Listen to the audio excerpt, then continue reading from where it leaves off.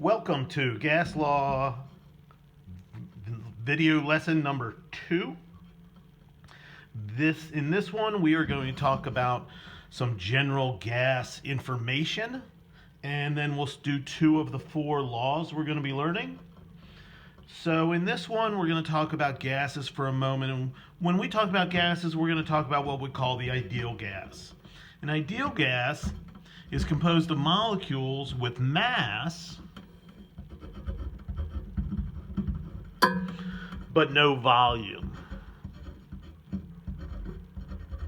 Okay? Now, it also has no mutual attraction between the molecules. Now, that's not real. That's why it's called the ideal gas. It's not possible for something to have mass and no volume. Okay? But when you think about it, if you think about a container that has a lid and the gas inside, okay, it's all zipping around like we learned last time, and it's filling up this entire container. The actual volume of that CO2 or O2 molecule is so insignificant compared to the actual volume of the container itself. So we're not going to worry when we say no volume. We're not going to worry if it's an H2, which is small, or if it's a propane, which is larger, C3H8, okay, or if it's an oxygen. We're not going to worry about the volume of the actual individual molecule. So we're going to be called point masses. No volume, very far apart, that the volume they have would not make any difference, okay? So when you're talking about gases, you have to be very careful.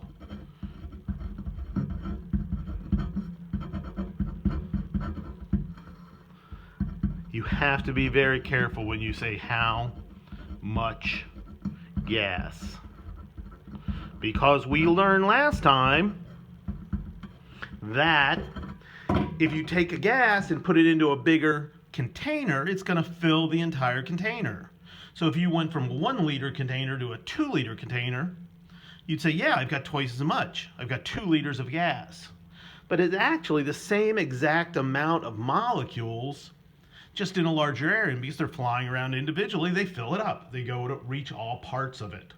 So if you put it in a larger container, have you doubled your gas? Okay, so you have to be very careful with how much gas. We are going to talk about the volume of gas, the pressure of the gas, the temperature of the gas,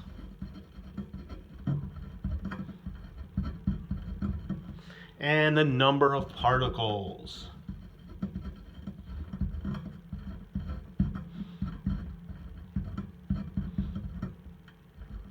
Particles, L-E-S. Particles. And do we remember what we call the number of particles? Begins with an M? Moles, right? So the 4 that we're doing this week will not include number of particles, I don't think. We are just going to worry about how temperature, volume, and pressure all interrelate. Because when you change one, you have to change the others. It will change the others. So we have to know how they get along. Okay? So when we discuss the quantity, how much, you must know the volume, pressure, and temperature. Okay? Well, you need to equalize calculations around the world. If I do an experiment and my result is 10 liters of gas, if someone anywhere else in the world did it on the top of Mount Everest or in Death Valley, the pressure's going to be different. That's going to change the volume. So if they did the exact same experiment, they would not get 10 liters of gas. They get some other different amount of gas, but we did the exact same thing. So you have to standardize that. Colder is going to make less volume. Hotter is going to make bigger volume. So we have to standardize those so I can get results and then relate them to the standardized conditions. So then somebody in Germany or somebody in Brazil or somebody in Australia, they can do the same thing, and then they can also standardize, and we should all get the same answers. So to equalize calculations around the world, there's a standard atmospheric pressure. That standard atmospheric pressure is 101.3 kPa. The unit kPa is kilopascals. Okay? Kilopascals is the unit for pressure. And the standard temperature is 0 degrees C. And that's known as standard temperature pressure. One thing I see every year, I'm going to write, what would the volume be at STP? And somebody's going to say, well, I see STP means standard pressure. What's the temperature? The T stands for temperature, standard temperature pressure. That's these two numbers. You've got to know them. If you don't know them, you're not going to be able to work some of the problems, okay? So how do these all interrelate when we're talking about amount of gas? The change of one of these three, how does it affect the others? And those are the gas laws we're going to be talking about today, okay? So the first gas law, and the first gas law is Boyle's law.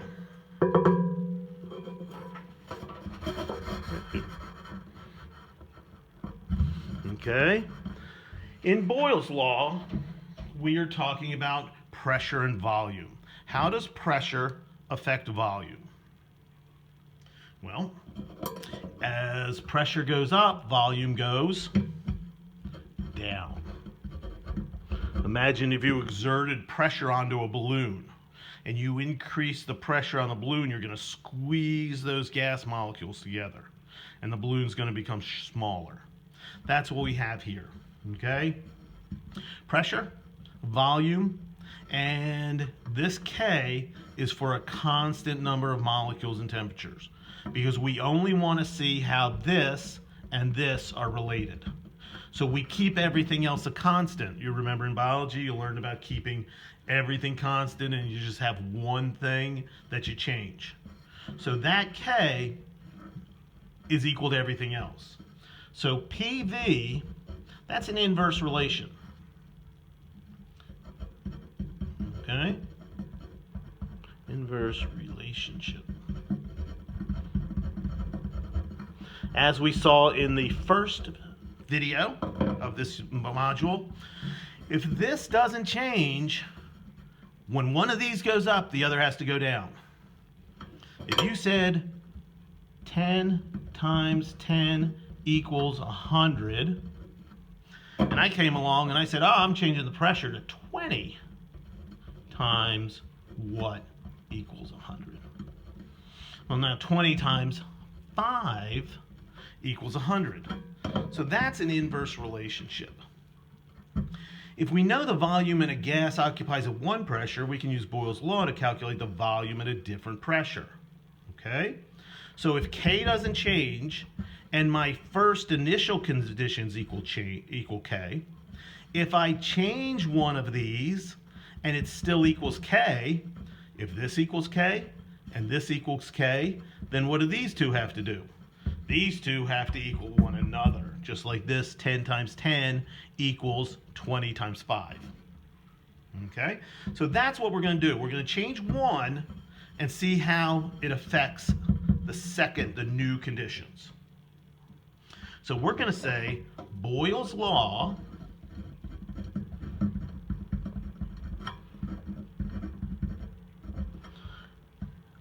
V1 P1 equals V2 P2. Okay? So now it's just algebra.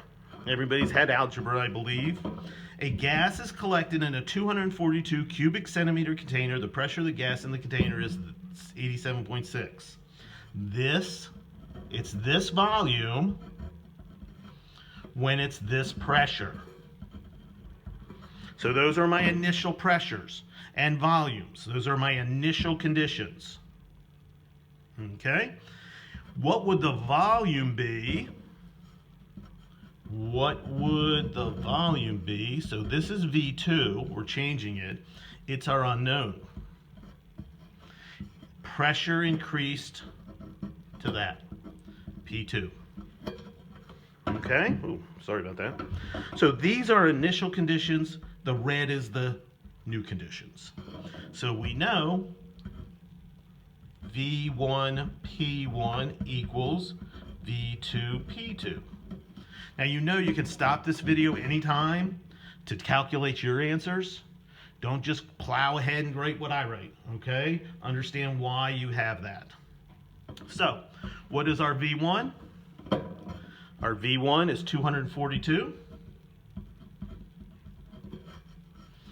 cubic centimeters. We multiply that by our P1, 87.6 kPa. That equals our V2, which is our unknown, times 105 kPa, kilopascals, our new pressure. Now, here's the big thing, okay? Listen to this. Must be able to isolate one variable.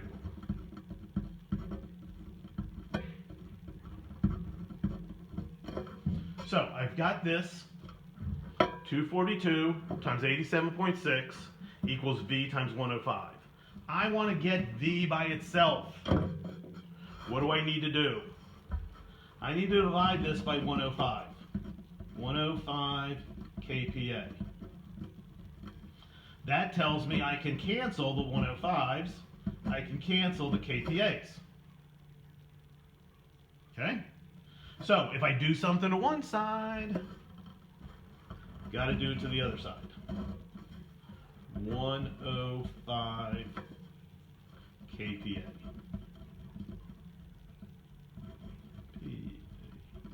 Okay, so this kPa cancels. Nothing cancels the cm cubed, so my answer is going to be cubic centimeters, and that is a volume unit, and that's what we're looking to, V2. And I just do the math. 242 times 87.6, enter, divided by 105, gives me a total of 201.9 cubic centimeters. So, if this were the volume when at this pressure, I increase the pressure from 87.6 to 105, I would expect the volume to go down, and I would expect the volume to go down, and the volume went down from 242 to 201.9. See what, rewind this, look and see what canceled what, okay? Okay, change of volume and a change of pressure. Now,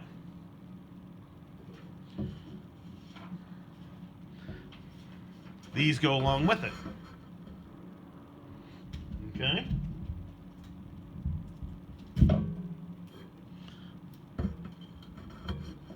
Correct the following volumes of gas to the new conditions. It's 822 cubic centimeters at 98.5 kilopascals. Okay? Great.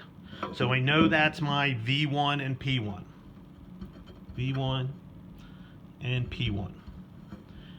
What's the volume? V2 is my unknown. And this is my P1, P2. And my T2 is standard pressure, 101.3 kPa. So, if we do V1 times P1, 822 centimeters cubed times 98.5 kilopascals, that's going to equal V2 times 101.3 kilopascals. Now, I am fine with you not putting these in here. The units do not need to be in here as long as the answer has the correct units. Okay? So again, isolating V, divide by 101.3 kilopascals. Divide this by 101.3 kilopascals. Kilopascals cancel. The 101.3 cancels. Next, you just do the math. 822 times 98.5 divided by 101.3. 799.3. Only unit left. Centimeters cubed equals V2. Only thing on the right side. So, what did the pressure do? Went from 98 to 101.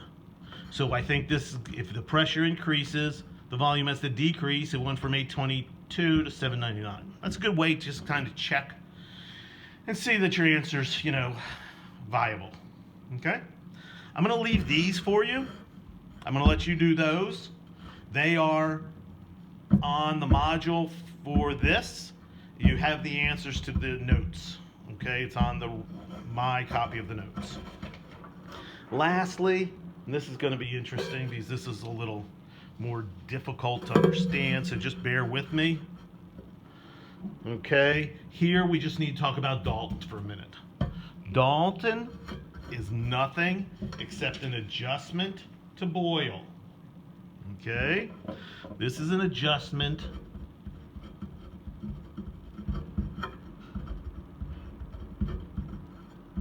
to Boyle's. Okay, and what Dalton says, partial pressure, meaning if you had all this is air, okay? Air's made up of these components. Well, if the total at standard pressure, 101.3 kPa, each one of these exerts a pressure that is equal to how much it takes up. So nitrogen takes up 78.084% of the air. Nitrogen is going to exert 78.084 of 101.3 of the total. So when you do that, you could say, okay, well, nitrogen, if it were just by itself, would be this much pressure. Oxygen this much, argon, carbon dioxide. Together, that's when you get your total. And here's the deal. The reason why you have to do this is because it's hard to collect gases. When gases come up here, okay, they would just come out and come out. You can't just take a tube and stick it over here because the tube's full of air. So you got to get all the air out of the tube. We do this by turning a graduated cylinder upside down, filling it completely with water and standing it up. When it does that, the air pressure the water level stays at the top. Like if you stuck a straw into a glass of water and put your finger over the straw and then pulled it up, the water would stay, the water would not run out. That's what happens here. This is totally full. What happens is we get a reaction, produces gases, think zinc and hydrochloric acid. Okay, it's stoppered with a little tube. Well, the gas go up through this tube and follow the tube all the way, then they come out here. And when they come out here, they fill this up. And as they fill this up, it pushes the water level down. So now I can just measure how much gas I have. But the thing is, when the bubbles go through the water, they pick up some water vapor. So in this bubble, it's not all the gas. It's got a little bit of water vapor in it. So what we need to do is we have to subtract out that water vapor pressure, because we want to know what the volume of the gas is, not the gas and the water. Okay? So this collected gas also includes water vapor. from the evaporation of water.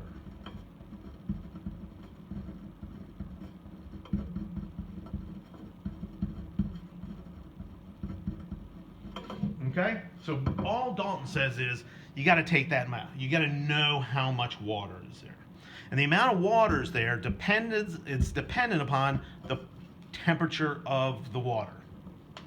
Okay, so last thing. Let's say the quantity of gas is collected over water, and this is the most important part.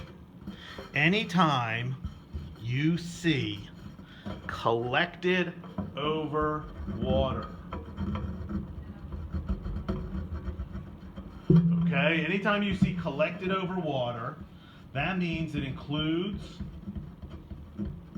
water vapor pressure,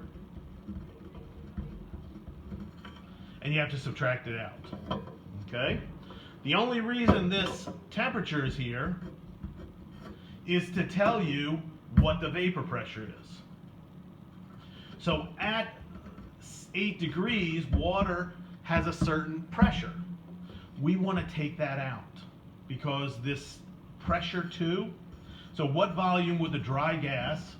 Dry gas means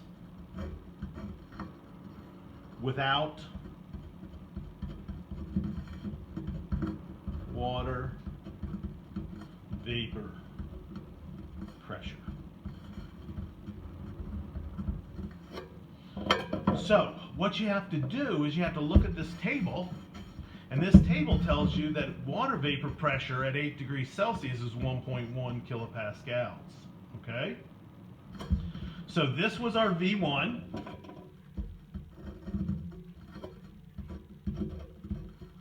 A manometer measures pressure, indicates a pressure of 84.5 kilopascals. That's P1. Now the thing is, that P1 includes the water vapor pressure. It includes 1.1 kilopascals of water vapor pressure. So the P total is equal to the pressure of the gas minus or plus the pressure of the water. Okay? So that 84.5 is not from the collected gas. Because the gas was collected over water, includes 1.1 kilopascals of water vapor pressure. So we have to get that out. So our total was, glare, 84.5. That equaled the pressure of the gas, which is our P gas, plus 1.1. Okay? So if I take out the water vapor pressure, minus 1.1, minus 1.1, I end up with these canceling. I end up with the P gas, which is P1 in our problem, 83.4 kPa. Okay? So anytime you see collected over water, anytime you see the term dry gas, you have to remove the water vapor pressure. Now it's just Boyle's. Now it's just V1 P1 equals V2 P2. V1, 353. Times P1, not 84.5, we took that out, 83.4. Times 83.4, that equals V2, we changed it to standard atmospheric pressure, times 101.3. Okay? So I didn't put any variable units in. I'm cool with that, if you're cool with that. Divide both sides by 101.3, cancel, cancel. 353 times 83.4, enter, divided by 101.3, that's 290.6 equals V2. Okay? And what's the unit on V2? The unit on V2 has got to be the same as V1. V1 was centimeters cubed. V2, centimeters cubed. Okay? So that's just a Boyle problem of volume and pressure changes, but we had to adjust it. So we have to make an adjustment here. And that's what we did. We adjusted, we subtracted out. So here, this is V1, P1, and this is P2, and V2 is our unknown. I've got to take that P1 and I've got to subtract out the water vapor pressure at 14 degrees. At the water vapor pressure at 14 degrees is 1.6. So now my adjusted P1 is 91.7 kPa. So this is my adjusted P1. Now we'll do V1 times P1 equals V2 times P2. Okay?